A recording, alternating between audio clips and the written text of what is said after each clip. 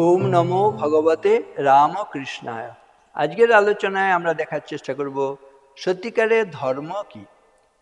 ধর্ম কি বলতে গিয়ে বলা হয়েছে, যা আমাদের রক্ষা করে সেটি ধর্ম, যা ধ্বংস করে তা ধর্ম নয়। বলা হয়েছে ধারণা ধর্ম ইত্যাহু ধর্ম ধারয়তে প্রজাহা যৎসা ধারণ সংযুক্তম সধর্ম ইতি নিশ্চয়। ধারণা ধর্ম ইত্যাহ, ধারণ করা মানে রক্ষা করা, যে বিষয়গুলো আমাদের রক্ষা করবে সেটি ধর্ম। ধারণার ধর্ম ইত্যাহ, ধর্ম ধারয়তে প্রজাহা, ধর্ম প্রজা মানে সৃষ্ট প্রাণীকে রক্ষা করে। তাহলে যেটা ধ্বংস করে সেটা কখনো ধর্ম নয়, যা রক্ষা করে তাই ধর্ম। এরপরে 10টি ধর্মের লক্ষণের কথা বলা হয়েছে। ধৃতি, ক্ষমা, দম, অস্তেয়, শৌচম, ইন্দ্রিয় নিগ্রহ, ধী বিদ্যা, সত্যম, অক্রোধ, দশকম ধর্ম লক্ষণম। এর অর্থ কি? যদি আমরা ধৈর্য অবলম্বন করি তাহলে ধর্মজীবন যাপন করা হয়।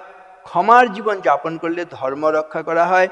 দম মানে ইন্দ্রিয় দমন করলে আমাদের ধর্মজীবন যাপন করা হয়। অস্তেয় মানে চুরি না করলে ধর্মজীবন যাপন করা হয়। শুচিতা বজায় রাখলে তবেই ধর্মজীবন যাপন করা হয়।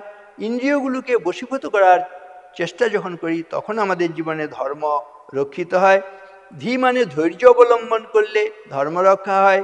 বিদ্যা লাভ করার চেষ্টা যখন করি তখন ধর্মজীবন যাপন হয়। সত্যকে অনুসরণ করি, অক্রোধকে অনুসরণ করি, এইগুলোকে অনুসরণ করলে, এই 10টি গুণের চর্চা করলে প্রকৃত ধর্মজীবন যাপন করা হয়।